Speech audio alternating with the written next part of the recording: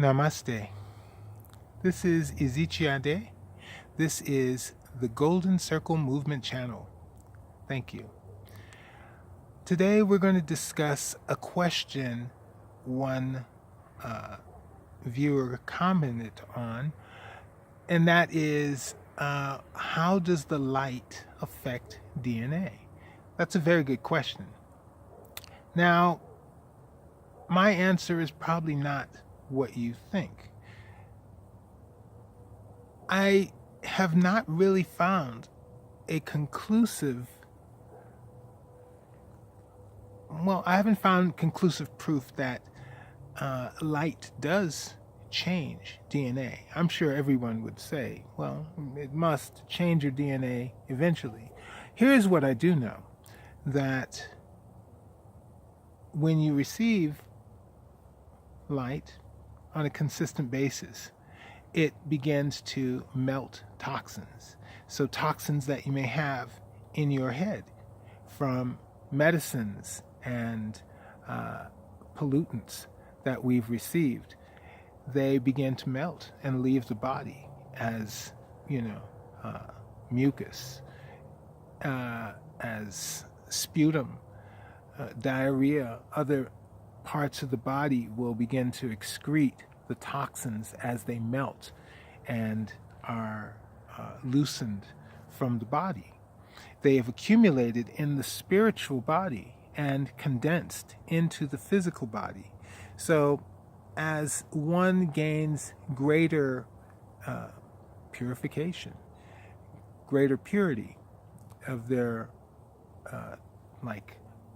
inoculations, medicines, fertilizers, pesticides, things that are in the food that do not leave the body in their entirety, and thusly are the cause of many of our diseases.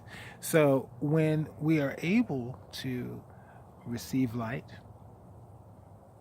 melt these toxins, excrete them from the body, then the body becomes more useful. Even the disease that manifested as a result of these toxins being in the body, even our inability to think or move or, even manifest our spiritual abilities, all of these things limited by medicinal and food toxins, when they leave the body, even to a small degree, we find the body is more useful, and our spiritual abilities are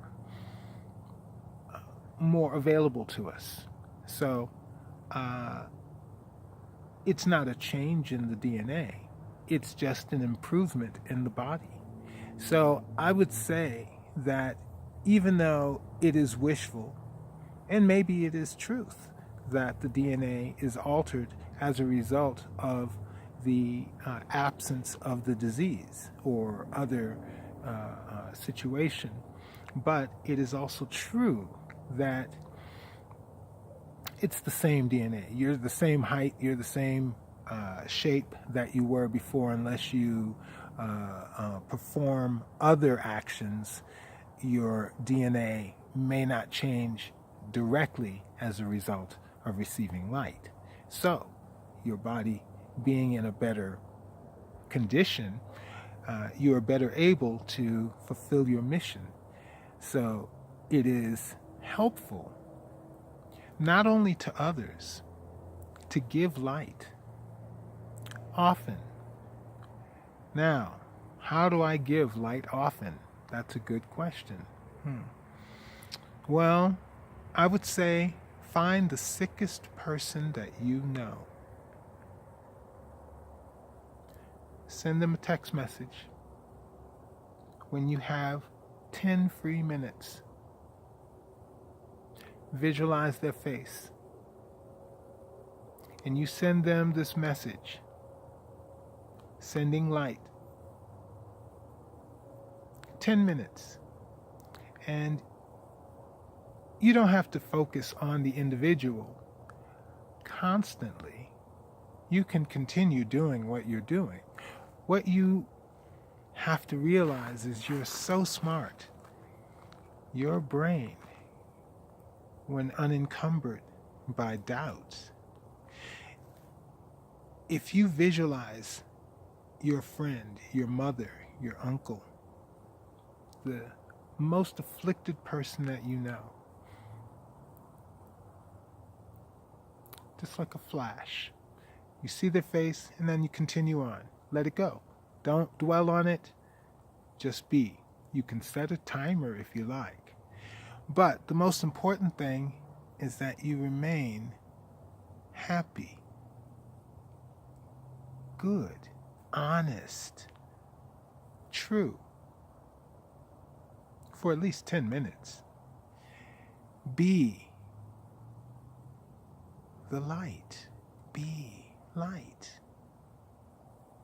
Be light for that person, for their cleansing. It seems far-fetched, but over a period of time, you will find that the individual will improve. Your relationship with this person will improve. What could it hurt? So let me know what it's like when you send light to one person for 10 minutes. Now, how do I send light? Well, you, like I said, visualize their face as a flash. You see them in front of you and allow their face to radiate with light, the light cast by your presence. You are just a conduit for light. You are opening yourself to receive it mentally. But in doing so mentally, you are also doing so spiritually. In doing so spiritually, you tune in to that wavelength, that dimension of light. And you receive it. And you send it through your third eye.